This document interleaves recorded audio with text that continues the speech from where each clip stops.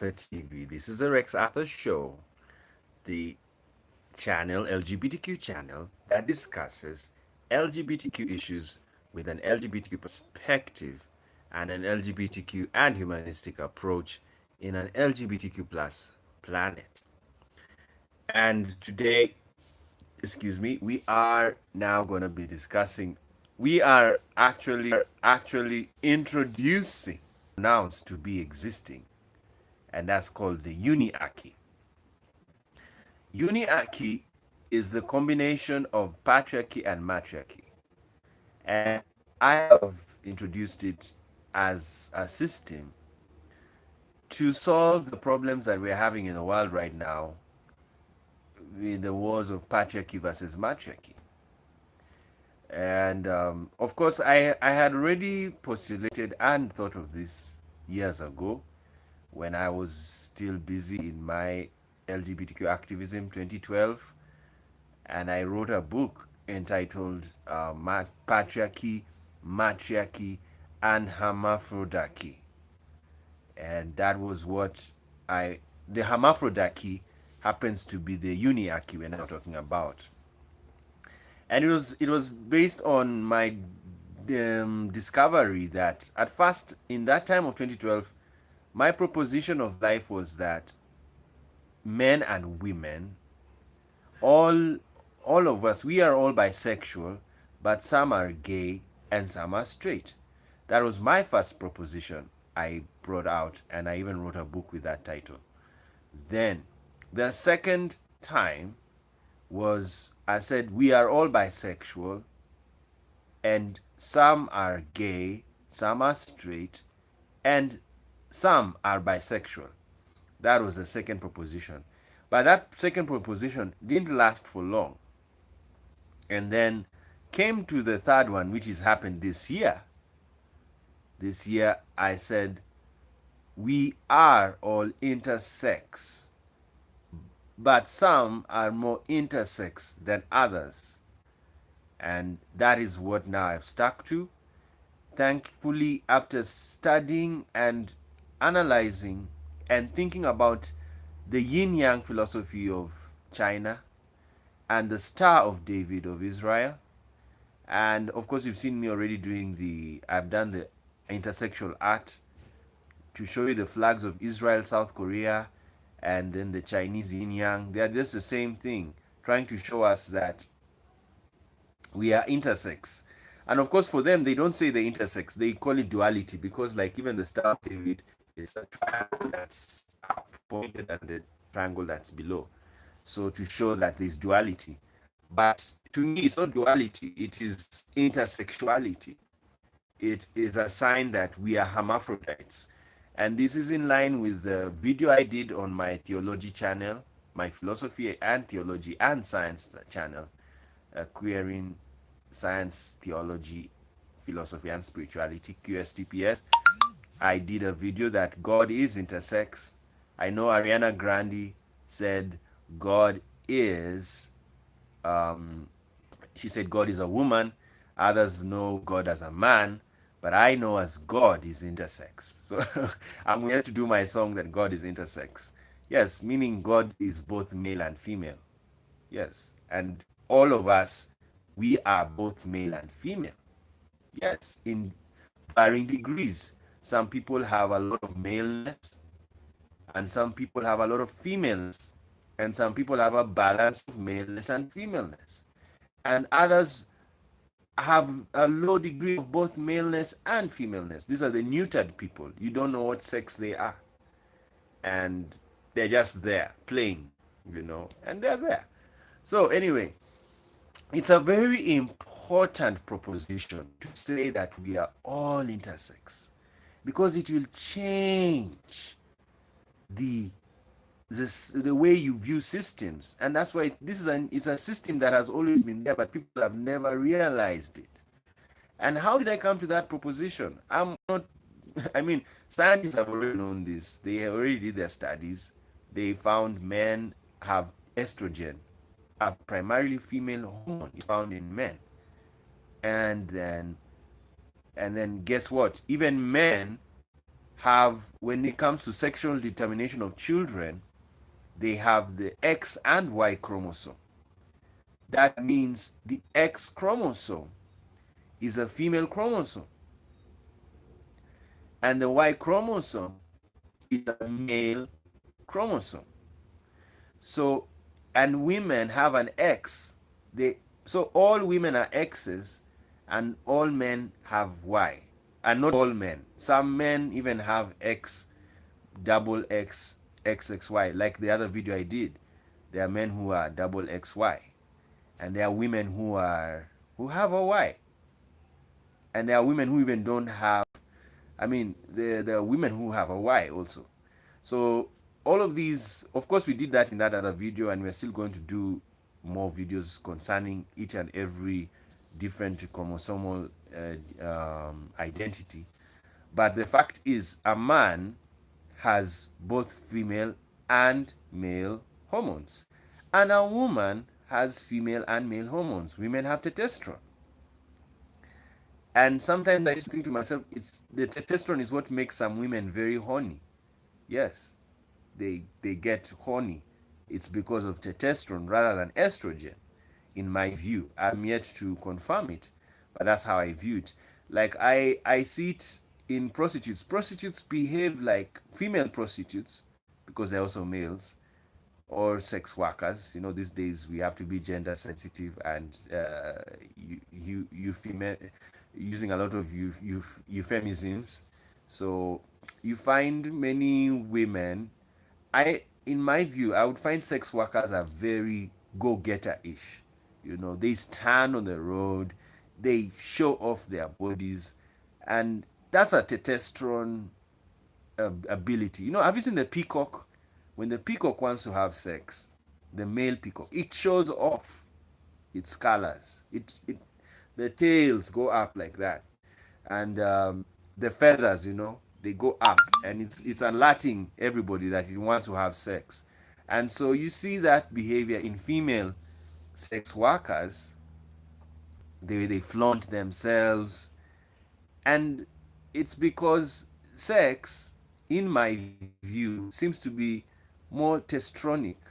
I'm here to, yes, to get sex, you have to be I'll have a lot of testosterone. That's my view. That's why men initiate sexual. Most men initiate sexual relationships or sexual unions because they have more testosterone than women. But there are women who have a lot of testosterone, and they can also initiate. That's why female sex workers initiate sexual interaction. They come, they show you, they call you. You know, that's like a man. You know, when the men do catcalling, you know, the so-called whistling, even the female sex workers do it and say, "Come, come, come, hey, I'm here, hey, hey, hey," you know. And it's a female, so she's also making catcalls, like a man makes catcalls. The straight men make catcalls to females. So that's the in my view. I'm yet to do that proper study, but I think that females who initiate sexual relation or sexual interactions tend to have a lot of testosterone, in my view, or they now use the testosteronic drive. So anyway, so discussing all about this, and so now, as I told you, intersex, we are all intersex. And as I did in my other video about intersex people, I said some are more intersex than others. So the first level of intersex persons are those persons who have both male and female sex organs externally. That's the first. Those are the purest intersex persons. If they have both male and female organs externally, and they have it in very varied forms. As I said last time, the video we watched, the movie we watched of intersection, beautiful, beautiful. It showed me the diversity of intersexuality. It's so diverse, it hurts. You know, you can have two male female sex organs, but one of them is not properly developed. Yes, it's beautiful. It's unbelievable. And of course, these are rare cases. And intersex people, by the way, are not that many, but they exist, and that's why we fight for their rights. We fight for them, and they are part of the queer community because they are queer. As I told you, there are some communities in the world, ancient communities, that killed intersex people because they were called bad omens. They just, the moment the child is born, they see those things. Just kill it, kill it, kill it. What this woman has given birth to, and that's what used to happen.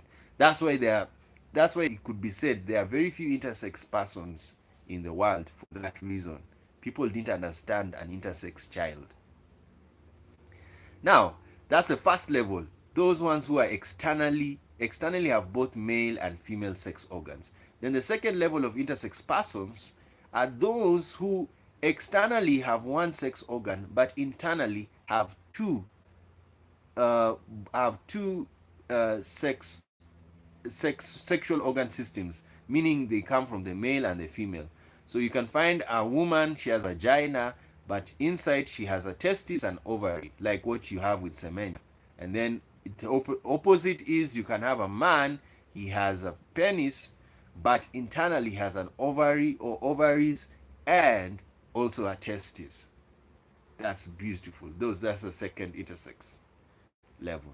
Then the third intersex level, these ones don't have external organs or internal organs, but they have hormones. They have both male and female hormones, and this applies to majority of humanity. You don't have an internal sexual organ, neither do you have an external. You don't have double external organ, neither do you have a double sexual internal sexual organ system, but you have the double sexual hormone system, meaning both male and female. And it's very hard to find a human being that only has one male or one sexual hormonal system. It's impossible.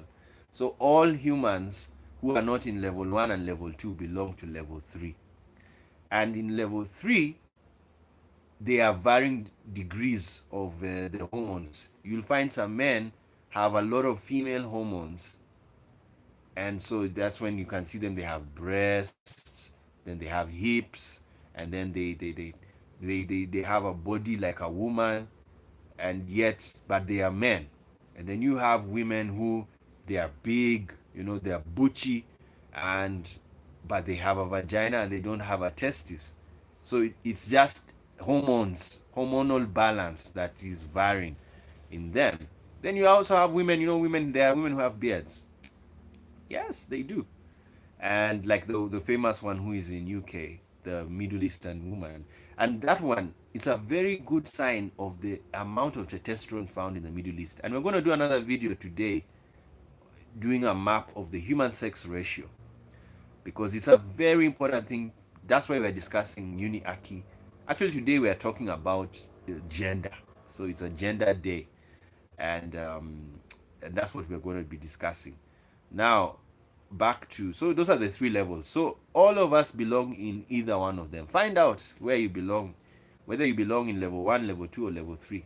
And once you've found out, be happy with yourself. That's who you are. Now, and so that's why God is also intersex, in my view. For those who are religious and you believe in God, that God created the world, the image of God has to be intersex, because the man is made in the image of God, and so is the woman. And remember Genesis 1:26, the image of God he created he them, male and female. It doesn't say male, it also says female. So if you read that, it means the woman and the man are actually the image of God. Therefore, God is intersex.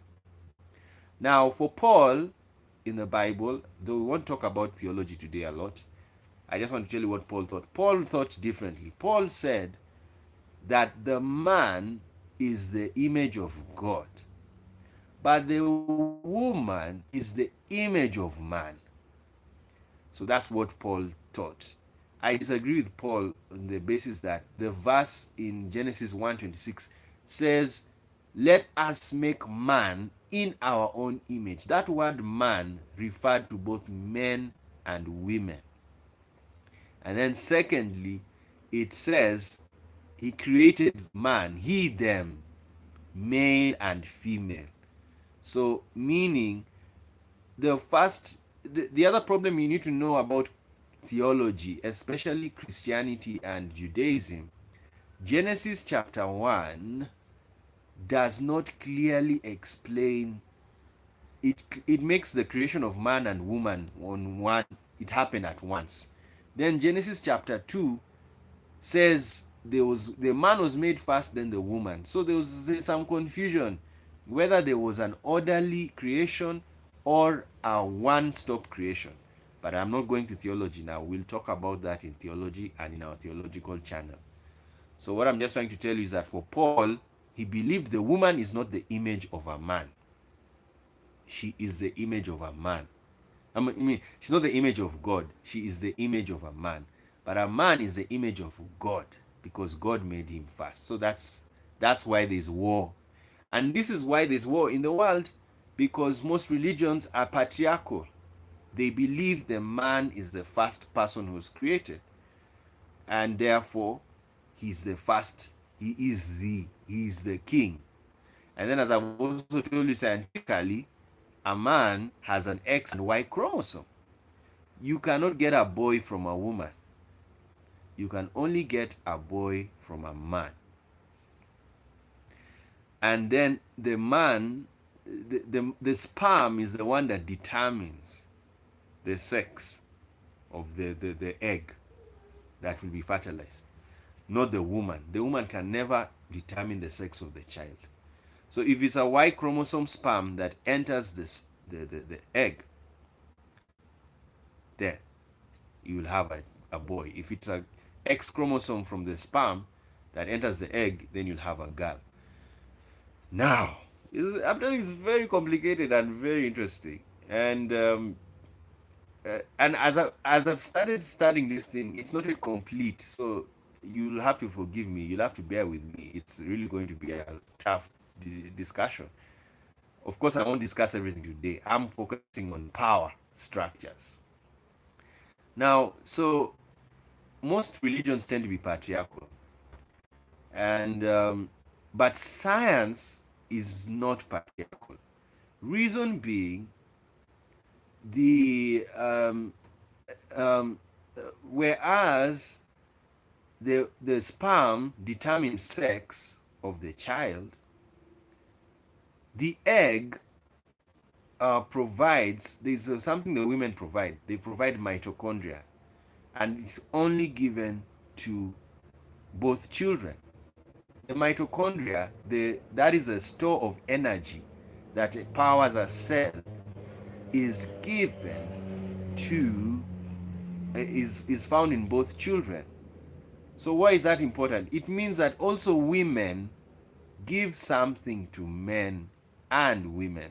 Women give something to boys and girls that the father or the man can't give. And the father can only give either an X or a Y. So the father is an either, but the mother is a both. Because the mother gives mitochondria to both the boy and the girl. But the man either gives X or Y. So it's a weird system that the man and the woman are equal. They are both, there's something they have in their children that belongs exclusively to them. So women are equal to men in the sense that they can give, whereas men can determine sex, women give mitochondrial functionality to all their children. So that's why their children can belong much as to the father as to the man, as to the woman, equally. That's what it means. And of course now things have changed thanks to IVF and stem cell reproduction, which is why I'm telling you right now, the world is in a transition. No wonder there's chaos in the world. The reason why there's chaos, there is knowledge that has been released that is changing the system completely. So, for those of you who have eyes and ears and are seeing a lot of chaos, don't worry. That's what's happening. It's because there is new knowledge that has come out. It has been there. It has always been there. The intersexuality, people have always known it, but not everybody. But now people are getting to know that it exists, and it's confusing the minds of many people, and that's why you're finding chaos all over the world. Like now, the look at the video I'm doing today, Uniarchy. It's a very, it's a chaotic video because I'm not coming to support. In the past, I used to be, okay, let me tell you my life. I used to be a patriarch because I was a Christian. I always knew that we are worshiping the Father. Oh, the Father loves us and everything. Our Father which art in heaven, hallowed be thy name. You know, I never used to think about that God would ever be a woman. I always knew God is our Father, you know. Then, when I went to campus and I started reading about feminism, and we were being taught about feminism, and I realized, oh, there's something called matriarchy.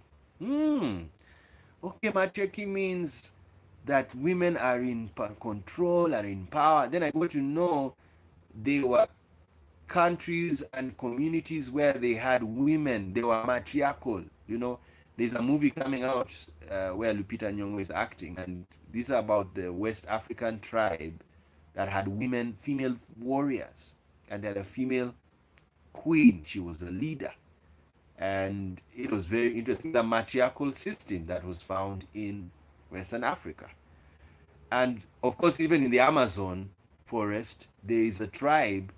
The Spanish colonialists found these women warriors.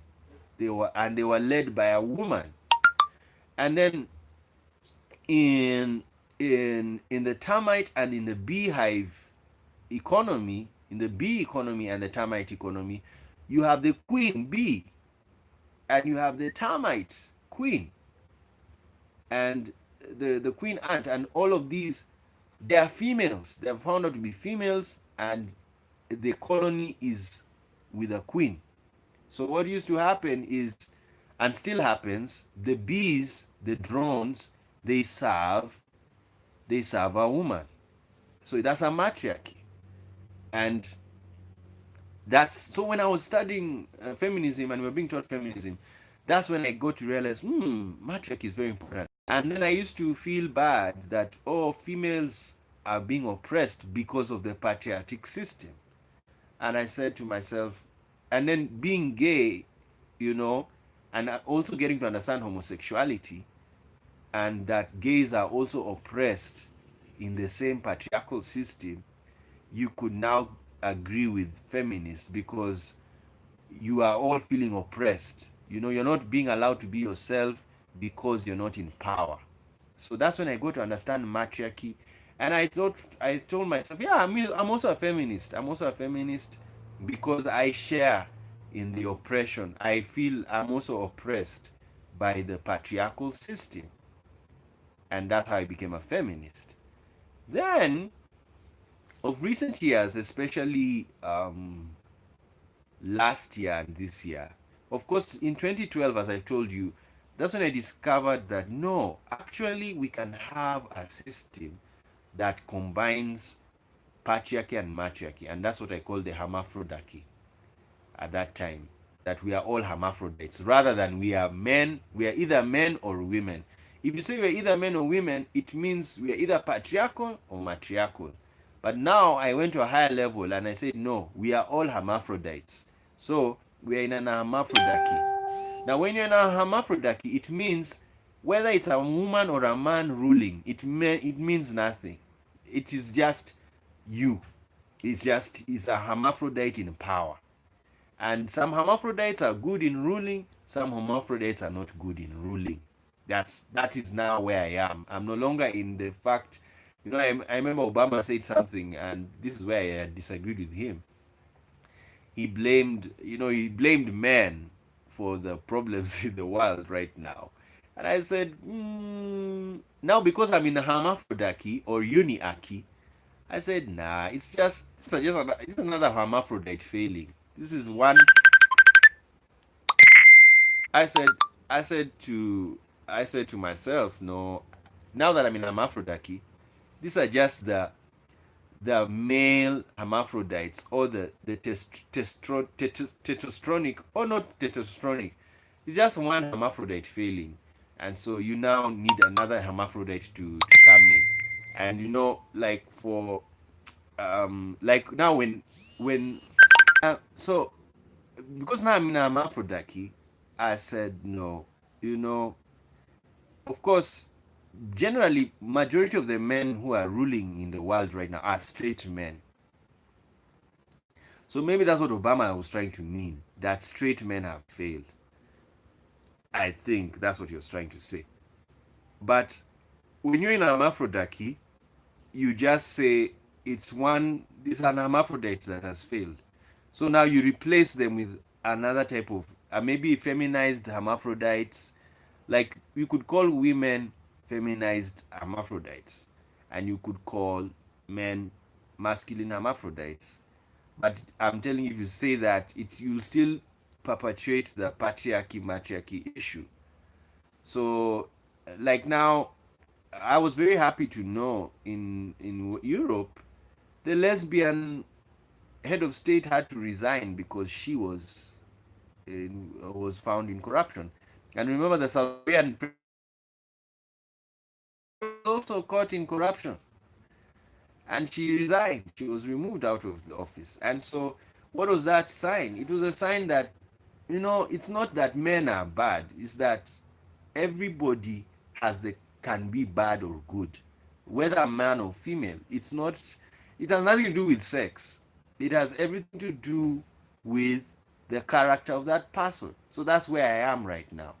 That's why, as I told you, the South Korean president, the lady, she had to resign. She was involved in a corruption scandal.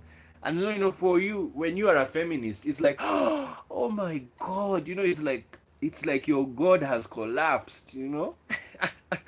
Because if you worship women in power, you will be like women can never make mistakes. And if you worship men in power, you will be like men can never make mistakes. They are good. They are the best.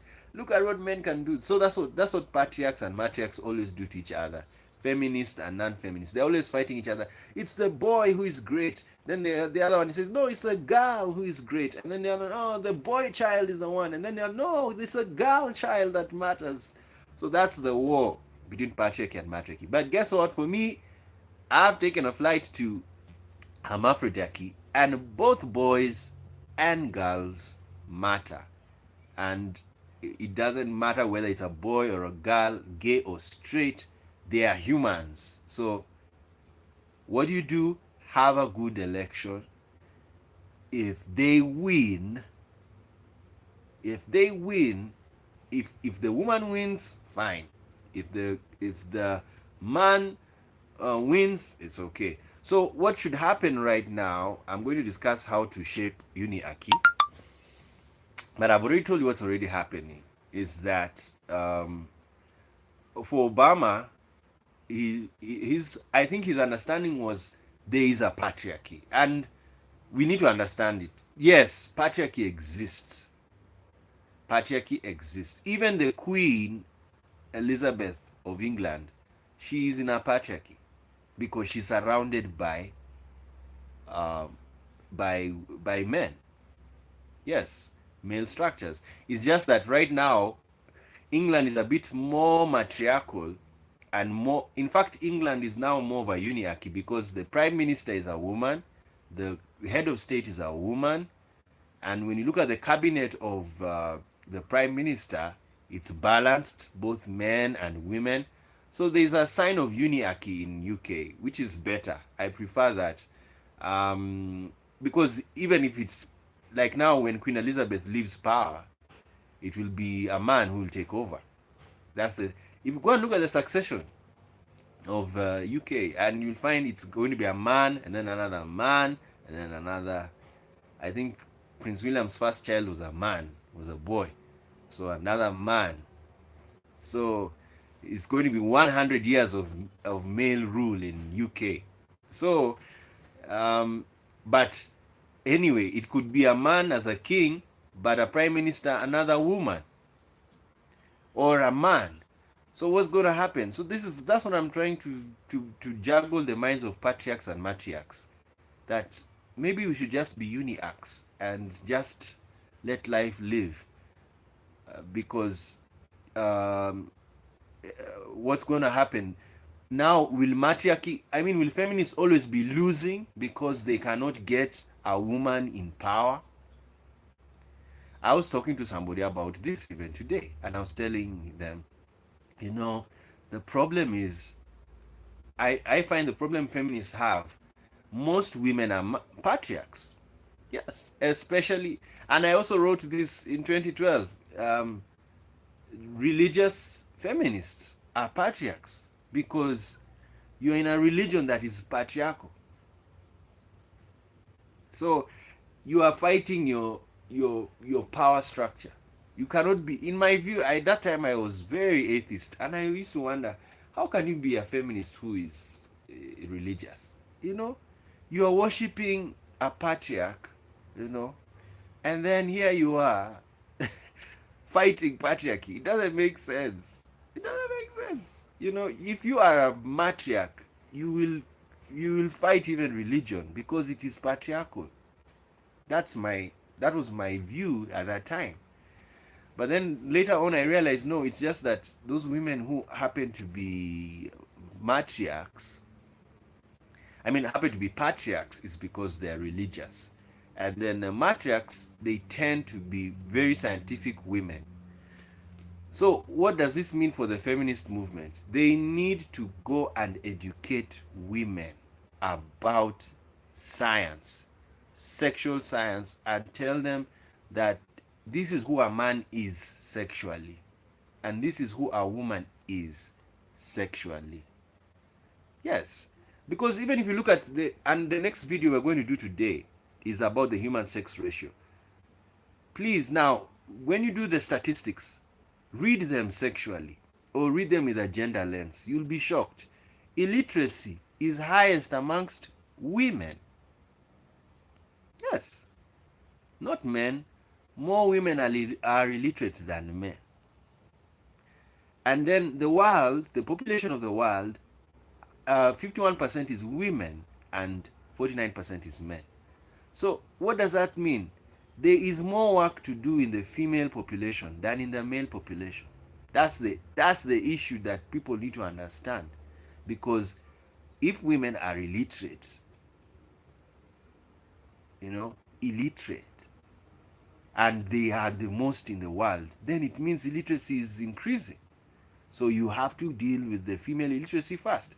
So that's why people are wondering, but why are you not talking about the boy child? No, it's not because of that. It's because the there is the balance. There is no balance in the whole thing. Feminists are fighting for women's rights. Now, if you are white fighting for boy child rights, fight for them. I don't know what to call it. Masculine is, it's not there. It's not there because, do you know why there's no group called masculinists? It's because men are in power. It's patriarchy, and that's why Obama blamed men that time. If you listen to him keenly, and he blamed them because women are not in power. So why should you blame women when they are not in power? You blame those who are in power if things are not working, and that's a fact. So if women are also in power and then things don't work under women, you also blame women. So it's that simple, and that's now being a uniarchist. So I hope Obama is a uniarchist like me, whereby we have equal opportunities for both men and women. Like what's happening now in Kenya, they're having a very interesting gender bill, and this is to allow women female representation in parliament. Excuse me, but they are facing, there's a lot of debates raising up and down because the men and women, some people are saying no, we're giving women too much power. And I was even discussing to myself and to other people, that African feminism is not Western feminism, because Western feminism, um, they have equality in the sense that a man is equal to a woman. Even in marriage, you don't pay dowry in the West. But in Africa, you pay dowry for the woman. And so that's like, is it that a woman is property or that it means a woman is valued? In my thinking, it means a woman is valued. It's not that she's a property. You know, there's something called, you know, some people in the West, and especially the Western academics, they see dowry as a purchase of chattel, purchase of things. But in Africa, it's more like value. It's like you're giving someone, you know, I love this person so much, I adore them. So basically, at Africa, if you look at it naturally, Africa is mostly a matriarchy based on the dowry system, that the woman is valued as a god. That's why if you look at patriarchy and matriarchy philosophically, it is very weird. It's not clear, because if you've bought your wife, and I'm talking about now the heterosexual system, you've bought a wife, a woman, dowry, and then you bring her home, then you tell her, don't go and work, I'm going to work for you so that you can take care of the children. Is that a patriarchy or a matriarchy? You know, I've been asking myself,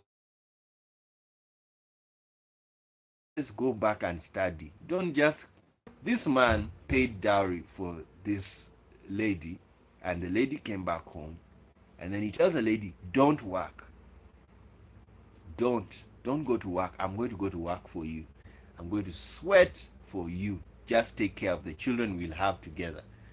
And that's what happens in very many African homes and even Arabic homes. The woman is just there, the man is the one who has gone to work and has gone to labor and brings back money. So is that, my question is that patriarchy or that's matriarchy?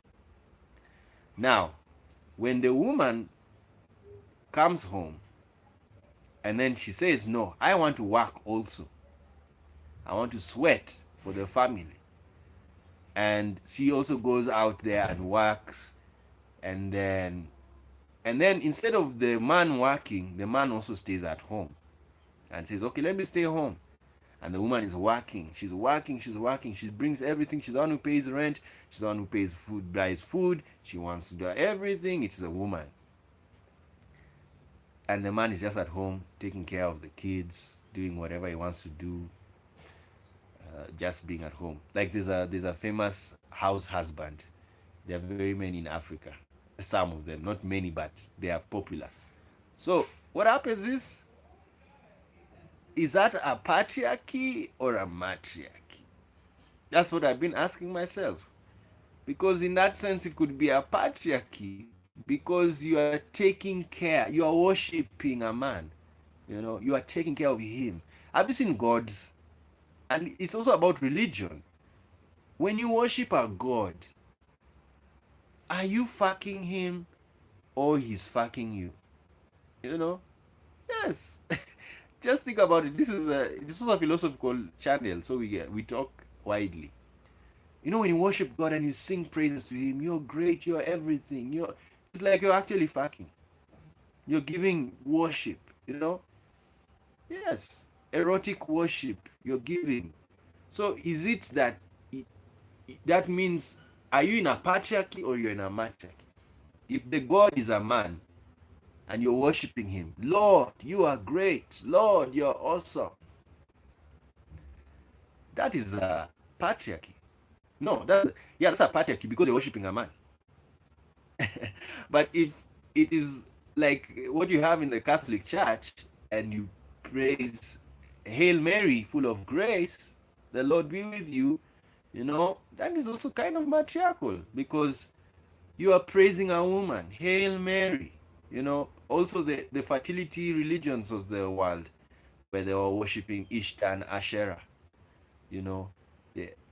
It's weird. I'm telling you guys, and this is just the first time I'm trying to dismember this topic of patriarchy and matriarchy. It's so confused because even for Asherah, Asherah was a female goddess, but she was. They had a pole erected for her. Do you know a pole? All poles in the world are phalluses. They are dicks. So how is it that you are worshiping a phallus in the name of a woman? It's unbelievable. And that's what's happened. The confusion we're having with these wars of patriarchy. We're in a patriarchy. We're in a matriarchy. No, it's. I just said we're in a uniarchy, whereby both patri and matri exist. Like when you have a father or a mother or a man and a man, like in gay couples, they are working together. Like now, even in gay couples, male, male, and they have their children, and then female, female. Are those patriarchies or those are matriarchies? You see, these are the things we need as they need to sit down and understand because it's the world needs to be cleared up, and that's what we're going to do. That's why we said we're introducing Uniarchy, and as we finish this video, we are just leaving thoughts. This is just to make you think, and what we're gonna say is just understand that because we are all intersex, it really doesn't matter whether it's a man or a woman in power. But what matters is equal opportunity should be given to all people, men or women. That's why me I'm of the view of 50% of every power structure should be divided between men and women on the basis of gender. Yes, on the basis of gender. 50% should be men or women. That's my view. Of course, in other countries like Kenya, because Kenya, in my view, seems to be a very patriarchal system, or not necessarily patriarchal. As I've told you, it's so confusing whether to call it patriarchal or matriarchal, because majority of the men are in parliament, meaning very few women are in power, meaning the men, does it mean the men are working for the women? And if they are working for the women, then it means Kenya is a matriarchy. Yes. If Kenya is a patriarchy, does it mean that many women will work for them? Like what has happened in Ethiopia. Ethiopia now, half of the cabinet female, is a woman president, and even the chief justice is a woman. So what does this mean? The men are not in power. Where are they? They are resting. So are these women working for those men? And if that is so, then that means Ethiopia is a patriarchy. That's what I'm asking myself. Like even I used to ask myself about Israel. The priest system. You see, the priest system. The Levites, the Aaron's sons were the priests, not his daughters. The daughters were not serving in the temple. So I used to ask myself every time I read that, and I would say, but doesn't this mean? And then when you read the job of the priests, wow, my goodness, they were slaughtering cows, bulls, goats. It was bloody, it was messy. So I was just like, yeah, no woman is working here. You know, the woman is just, she's being worked for. So the man is the one doing the work. So doesn't that mean that Israel is actually a matriarchy because the priests are men? And then if it's so, then when you have female priestesses, it means we are in a patriarchy because the females are doing the dirty work for men. Yeah, so that's why I'm saying I'm still clearing my mind on it, but as I'm clearing my mind on it, let us be in a uniarchy whereby there's balance between men and females, and you give equal opportunities to both men and females. Like when you have a job interview, men and females. And then after the interview, if it happens that, like the law in Kenya says, I read a little bit of it, that if there is no balance, you now create balance. That's so if it is, even BBC did that recently. BBC realized they had more men than women working in BBC. So to keep it equal, they equalized the system. They put it 50% men, 50% women, and they all receive equal pay for each job position. There is no, so that's better. That's a uniarchy and that's what I'm calling for. Now, the other thing about uniarchy is you need to know, to be realistic, they are not, uniarchies are not blind to reality. Like when it comes to construction, majority of the builders will be men. You see? So are you going to insist that even in construction work, women must work there? Yet it is proven that when you have an all-male construction workers, men, majority men who are working as construction workers, the work is able to finish fast. So what is supposed to happen is, if you find one time, hire women to work in a construction site, only women, don't put men, and then another site, put men. Now, if the men produce a better work than the women, the the contractor or the head of the construction company who has done that experiment would rather go and pick the males if they do a good job. But if the females do a good job, the men will pick these women. So that's what I mean. Don't be blind to reality. There are some things that men do better than women, and there are some things that women do. And even about building, I remember I went to the village and I was so shocked how they plastered the walls. And I asked people, who plastered these walls? And they told me it was women. And I was like, what? Women did this? Hmm, that's good. So I said, okay, yeah, it's balanced.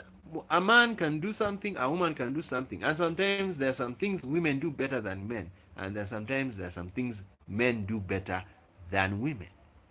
So that's the balance now we are calling for, and that's what we are calling uniarchy. We were so happy it happened in America. Trump versus Hillary. Yes, it worked. Hillary is a woman. Nothing stopped her from running. Yes, it was a very good, even though she lost, it doesn't mean anything. And you'll be shocked. America has more women than men. How did Hillary lose? And remember, Hillary won the popular vote, but not the electoral college. So, could it be that the electoral college is more patriarchal than matriarchal? Or should they all be unicist? Anyway, so this is just an introduction video, so don't take it so seriously.